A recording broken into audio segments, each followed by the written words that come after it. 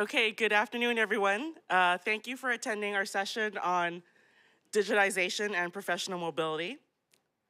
My name is Emily Tse, and I am the Senior Director of Knowledge Management at the Global Health Workforce Development Institute with CGFNS International. I'm very pleased, or chuffed as the Brits would say, to present this panel of experts and sages. I'm going to start with Eitan Bernstein, co-founder and head of Ecosystem Velocity Network Foundation, which is a nonprofit that governs the Velocity Network, a trust framework for self-sovereign ownership and exchange of career credentials.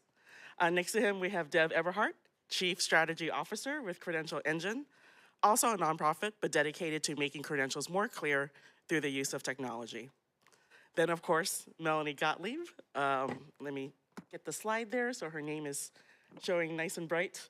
Melanie Gottlieb, Executive Director of ACRO, a nonprofit professional association founded in 1910 to support the work of collegiate registrars and admissions officers so that they can serve learners better. And then finally, last but not least, Naveen Vasudev, Manager of Communications and Stakeholders at SACWA.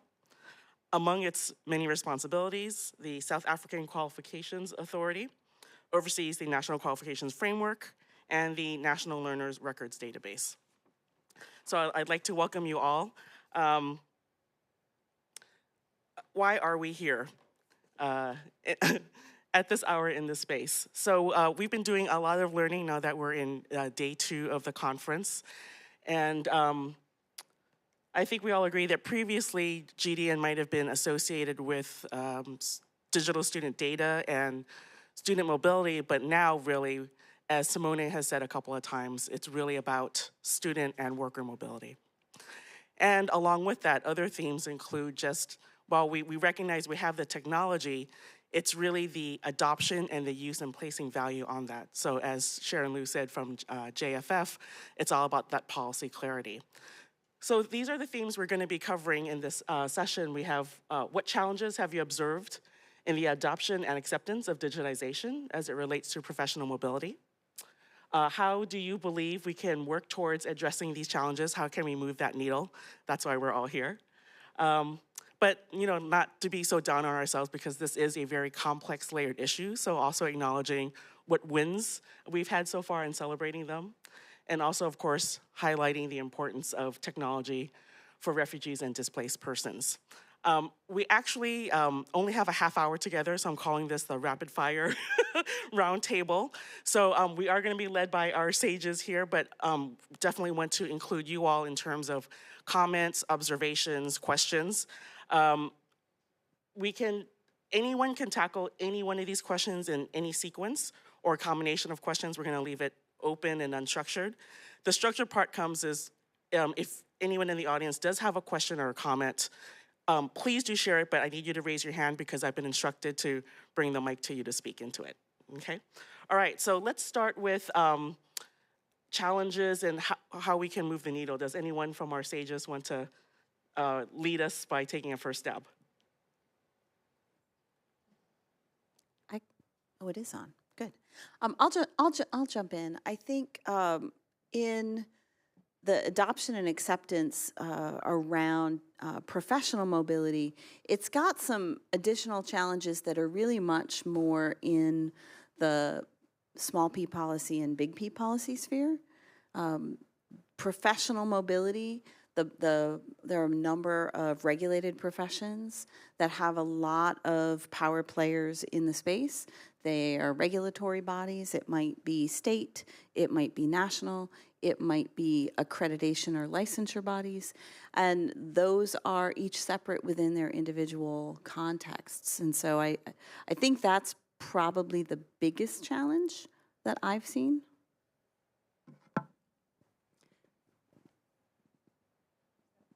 Is that on? Okay. So I'm glad you framed it up at first with like some of the more complex and regulated credentials, because people do think about digitization from different angles, right? Is it about licenses? Is it about transcripts? For me, a primary driver in using these technologies is badges. So, I mean, I've been involved in the Open Badges movement since the very beginning, and that focus on learners is an awesome thing that I want to I'll chalk up one of the things for the wins. But with that becomes challenges because there's so much flexibility in what can go into credentials and how people now can expect to have, you know, dozens or hundreds or over a lifetime even thousands of credentials. And how do they manage those, and how do the people who they want to share them with understand what they are? So it opens up a lot of opportunities. At the same time, it poses challenges, particularly in understanding what those credentials mean and how to contextualize them. Thanks, Melanie. Thanks, Deb. Can you hear me? Yes. Hi. I'd like to just go more at the ground level of what we've been doing, something very interesting. While I head communications, my real area of interest, and I've been doing it for several years, is on migrations. So I've been working on particularly the area of displaced people, refugees, and asylum seekers in the South African space. And we've been doing this pilot project. Some of you may have been there a few years ago in the GDN. We've been talking about the project in terms of how do you deal with incomplete qualifications, particularly of refugees and asylum seekers coming into South Africa from politically rough countries. So we've been doing that. What I really wanted to share was some of the really interesting learning that we have. We were with many of partners, some of them sitting here, the WES project, the NOKUT project in Norway, many other projects that we've been looking at in terms of the context. When you look at mobility of displaced people, you have to actually, when we did the pilot project, we were using all the traditional ways of the model of, the interview method. And how can we do that? And it was not an easy process. And one of the areas that we've now been working towards and thinking is how can you use technology to actually make things a little more easier in terms of even undertaking the project, doing an interview method, using technology, using certain AI principles in this process, and not because we just want to make it fast, but there are some benefits to the learner who is going through this process. So that is the one thing that we are wanting to work towards. It may be a challenge. I can't say, because the project by itself had many challenges, but this is an area that we are going to be exploring. That's why I said it's a pilot project. And thanks for that. What were some lessons learned with that project? The project, there were some really, really interesting areas, some of them dealing with qualifications. One of the big things is the whole area of I think people talked about it on yesterday, about the people coming into the country and the mismatch of skills with the work they come to do. And they talked about, doctors, nurses, engineers coming and working as housemates, taxi drivers, mall attendants. This big mismatch that we're talking about. The other area is, of course, in South Africa, a very unique issue, a huge challenge is prejudice, the whole area of xenophobia, given the environment. And linked to it is also issues like the political will of doing this, doing this particular project, giving that space to these to people who have the right to live in this because it is a right. Yesterday, I think Nadia spoke about, we have signed the Addis Convention and the Global Convention, both of which have clauses clearly which talk about that we have to work as a country towards the well-being of refugees and asylum seekers. Yeah, I think that's really important work, and luckily, there are these initiatives like with South Africa and what we saw with Norway yesterday as well. Is there anyone in the group that has any questions for our panel or observations? What frustrates you? What what questions are you hoping to solve by being here at this conference?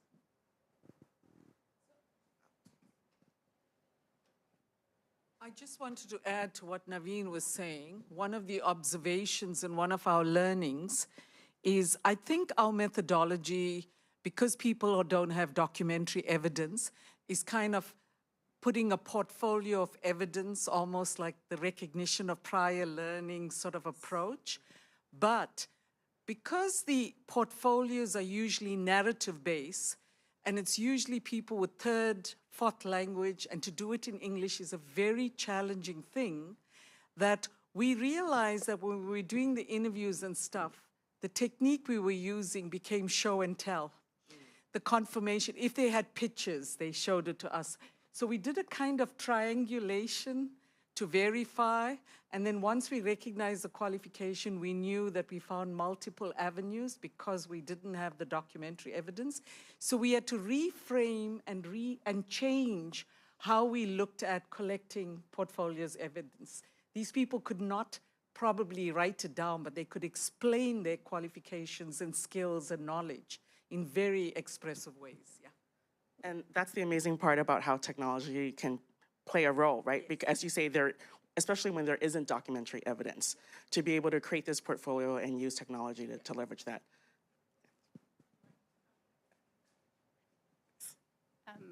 So my question is around the ecosystem and how to tackle the many, many actors that are involved in inclusion and economic inclusion and workforce inclusion. I'm thinking, okay, for the nurse, does she get the recognition for her degree from abroad? Okay, who does that piece? Great. Next, English. Does she speak English? Is the English good enough? Who can say that? Is it one test that we're taking? Is it many tests that they can access? Next, workplace cultural competency. Okay, who's taking care of that? And who's taking care of the opposite? Who's talking to the employer and making sure that the employers are cultural humility trained to make sure that they understand how to integrate a nurse from Bangladesh into their hospital. How long does it take for them to be ready for this? So in the US at least, the system is very fractured and maybe not necessarily created for welcoming nurses from other countries. And so my question is around how do you first identify your ecosystem and then advocate for A, more cohesion, but also B, thinking around where people are making it harder for nurses, especially around regulated professions where the licensure process is just so complicated and so hard to navigate, even for people who are born in the US in this case. I think, if I may, yeah. If I would look at the project that we were doing with asylum seekers and refugees, it was actually so interesting to note the ecosystem of so many partners, so many stakeholders that are and have been involved in this particular. When we were looking at it, we're talking about the government at various levels. We're talking about civil society, various aspects and various functions that have played a big role in when we were working in this particular project, which actually brought us to the conclusion how important the area of partnership plays in a project like, particularly if I'm talking about mobility of displaced people, how important partnership, because we don't have all the answers. There are other departments.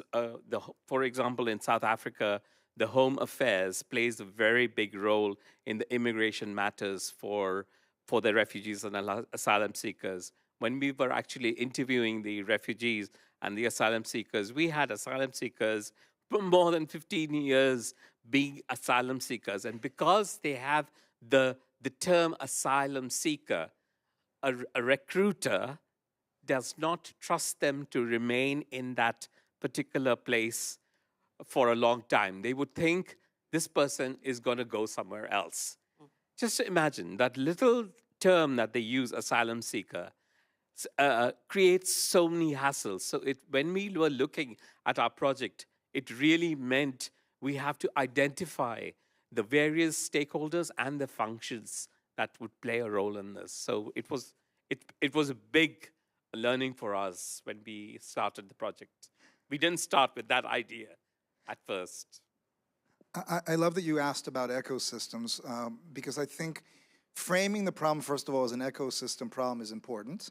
And mapping, and one of the challenges if you look not only through the higher education, but the full life cycle of a person, the number of organizations and bodies, as you mentioned, that they may touch is enormous. And if they're moving around the world, it becomes substantially more.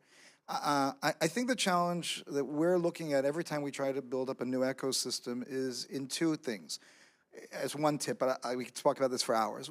The two things I would look at is, one, define the ecosystem or the cluster or the focus as narrowly as you possibly can. There's a great book called The Cold Start Problem about network effects. And one of the terms that Andrew Chen, the writer, terms there is the idea of an atomic network. Think about what the smallest ecosystem that could function on its own and have real value, because it just becomes so big, it's unmanageable and impossible to approach. And even within that atomic network or that small ecosystem, not all players are created equal. So yes, you look at, here are all these different players. There are so many in healthcare, so many certifications and licensing bodies and employers and continuing education training providers, right? You can make a list that goes on forever, but not all players in that ecosystem have the same weight in the perceived value. It may not really be the real value of their leadership in driving adoption of an ecosystem. And if you're able to grab 5, 7, 12 of the right players, it is enough, or we're hoping, we're seeing, we're exploring. I can't say that any ecosystem has reached that level where it's fully operational, to really create something that's not just dependent on those players, but the others have an interest of joining. So make it really narrow and small, and identify the heavy hitters and focus on engaging with them, would be my 2 tips. Thanks, Eitan. I think, yeah, that's really critical. Making sure you give definition, as you said, having as narrow as possible an ecosystem, and really identifying and bringing in those stakeholders, those heavy hitters, as you say. So a big takeaway there. Any other comments or observations?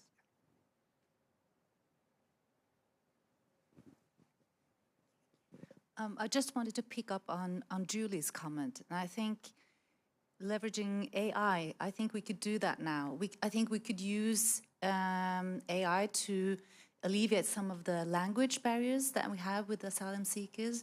I think we could use AI to make a more thorough mapping of asylum seekers or refugees or anybody's qualifications. And I think also we could use AI to make our work more effective. So I think we could use AI for all, a lot of different purposes, and for the better good for us, for the society, and for the people that seek our recognition. Thank you. I'll make an AI comment. I think this is where we're working toward addressing challenges together, that there are so many opportunities right now. And so a couple of things to keep in mind about AI in terms of helping to address those challenges. One, we need to know what data sources are going into that, right? So part of what we at Credential Engine do is to provide structured data so there's clear definitions for all of the context for these different types of qualifications, so that when you feed that into AI tools of various sorts, you'll get better results back. And then also being able to use that same process to create beneficial loops, to get more and more information that's currently unstructured into structures where it can be more beneficial. So just as a concrete example, right? So when you're maybe using natural language processing to capture people's skills as they're talking in whatever their native language is, if you can actually map that to, say, skills taxonomies and be able to compare it to qualifications that have similar skills, that's the kind of virtuous loop that we actually have the opportunity to work on now. It's really interesting in this particular project when we were specifically talking about the model we use of the interview method. So we've actually sat with the applicant who's gone through. I mean, we're talking about people, yeah, who's gone through an absolutely traumatic situation. They have to relive it sometimes. We're very careful that in the interview method, we don't forcibly try and make them, but sometimes they relive it. And we are also working towards that. And I know, Julie, when we were sitting there, it's a trauma for us to just to listen to what is happening. So because that is their context. And the one thing, Helena, we are thinking about, and there are a few agencies in South Africa who have been working with children, for example, using the NLP, where, for example, when the interview method is being addressed to the applicant, it is able to sense distress in the applicant's responses. And the moment there is distress being sensed, the questions are changed in such a way that they lessen the distress. Now, things like that would really be helpful because for both, because one has to be very careful when one is listening. Everybody has a story. I'm not being mean here, but I'm just saying everybody has a story. And if one wants to be objective enough to understand that and then make a decision on an answer, we have to be careful not to be influenced or to influence the applicant. So again, this is more of a theory, but this is something that we want to look at very closely. And we're hoping that we can actually work with partners who may want to explore this area very well. I've just spoken about one bit, but that's something that we are thinking about. Excellent. I do want to, as an HR, I'm an HR professional, and this is a forum that I'm not as very different than the people I usually talk to. And I do want to open a window to the concept of professional mobility when I read the questions you asked, and that hasn't been discussed here. So there's a lot of conversation about physical mobility, whether it's professional mobility or refugees. But in the world of work, right now, there's a much larger movement in terms of the numbers, which is just the global movement of work. And when global organizations are hiring all around the world, they have the exact same challenges to hiring people in countries they don't understand, to hiring people who may be digital nomads. They may have been trained in the Netherlands, but are living in South Africa. And the work is being distributed when companies are using gig platforms. Then they're hiring people that they don't know who they are, and they want to make sure that they're using that the people that they're hiring to do maybe small tasks are trained and have the right qualifications to do that. So when you look at professional mobility, today organizations are trying to source and attempting to source work everywhere. And that's millions of opportunities, both for the organizations and for individuals. But that's a challenge in itself. And when you think about, and I want to challenge that, although the conversation in this forum was a lot about the physical movement of people, mobility is around the physical movement of work. And the people may not move, but the opportunities that are created to them when their credentials can be proven in a context that's outside of their physical context. They may not need to physically move their families and move to a country they don't know, and they can actually gain the opportunities and the growth by just moving where they work, who they work for, and what work they're doing without actually physically changing. And that's a whole nother context that opens many other challenges around how organizations can assess and value the qualifications and credentials that individuals have all around the world. I would love to just add an additional layer to that, because when you start thinking about the movement of work without the physical movement of people, at least in the US context, we do not have the policy infrastructure in order to manage that.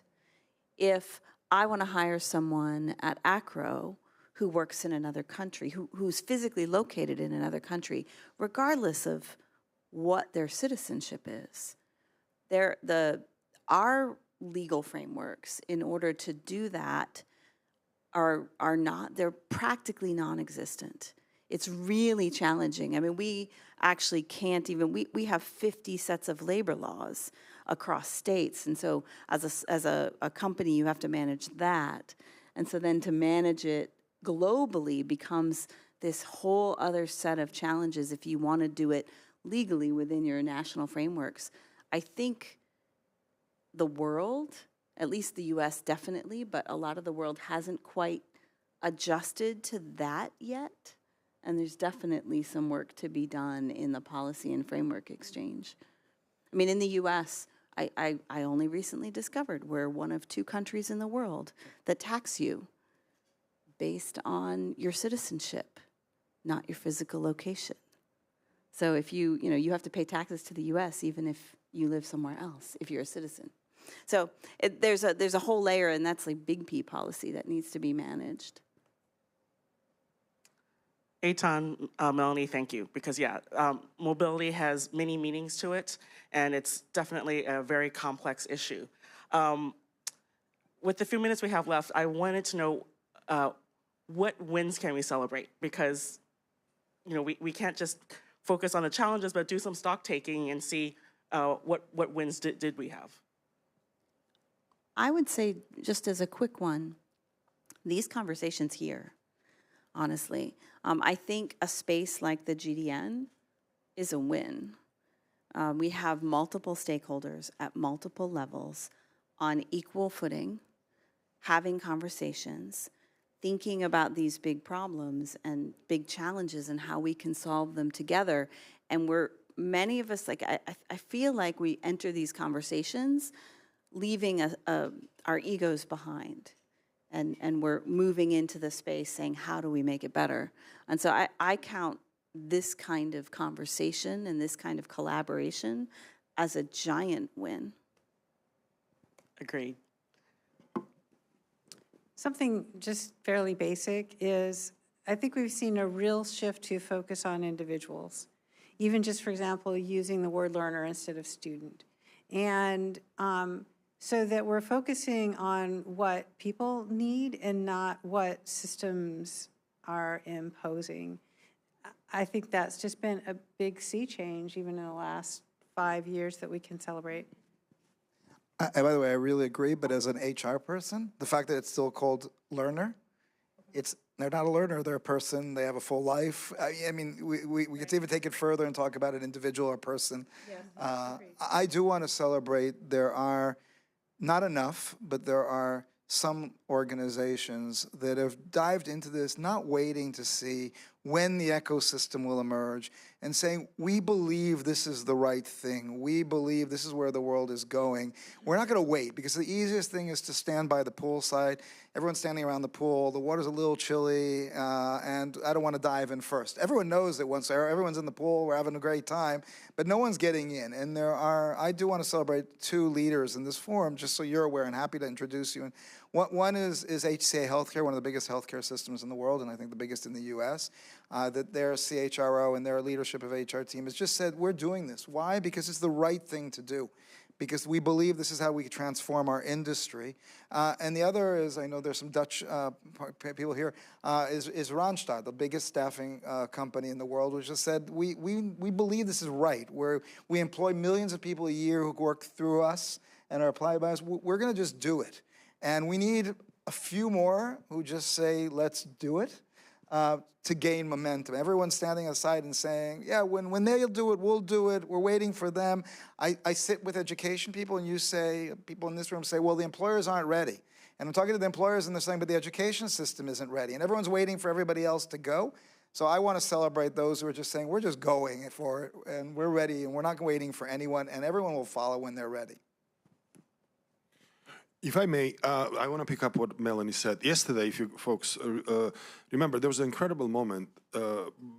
Kevin Martin spoke to Rick Torres, and remember what he said to him, right? I think all of us celebrated that moment when 2 competitors come together at GDN and trying to solve the problems that we are facing. Same thing, to Naveen's point earlier, The reason that we were able to come together between Wes and SACWA to spur the pilot in South Africa was because of GDN. So I think, Melanie, to your point, I think coming to GDN-like events and having these conversations, I think is something that we should celebrate and be a little bit more intentional. I think that's what I would add. Come to these meetings with a little bit more intention to be able to even collaborate with a competitor. Why not? Thanks, Becca. And then we'll close with Julie. Yeah, I think Becca's stole my thunder. I was going to say that. But not only that, I think the connections that we make, the tangible networks. So I know when we was talking about it, we've had refugees for ages in Africa. They were never spoken about, right? It was when the Syrian crisis came on the global stage that people started talking about the refugees and stuff. But we connected with the Norwegians at this forum, and we spoke to them, and we spoke to all the different initiatives, and we were able to assess, will it work in our context? Do they approaches, even the UNESCO, the passport, and, you know, all of those kinds of things. And you were able to select and with intentionality, your partner that you could work with, but it's also your philosophical approach, your principles, all of that, you were able to make connections. So it goes so much deeper, and across boundary practice, across borders, all of that, and we don't duplicate. We learn from each other, and we find out there's more commonality than differences in what we do. So that's been very good. Everyone, thank you so much. Let's give our sages here a round of applause as well. Thank you.